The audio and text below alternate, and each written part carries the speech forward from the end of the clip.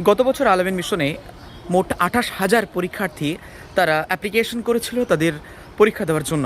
মোটামুটি ২৬,৫০০ বা ২৭,০০০-এর কাছাকাছি তারা পরীক্ষা দিতে এসেছে। বাকি যে ১.৫ থেকে ১,০০০ তারা বিভিন্ন প্রতিকূলতা বা বিভিন্ন অসুবিধার জন্য তারা আসতে পারেনি। এবছরে আল-আমিন মিশনে আশা করি সেই সংখ্যা ছাপিয়ে যাবে এবং ৩০,০০০-এরও বেশি ফর্ম ফিল আপ হয়ে যাবে।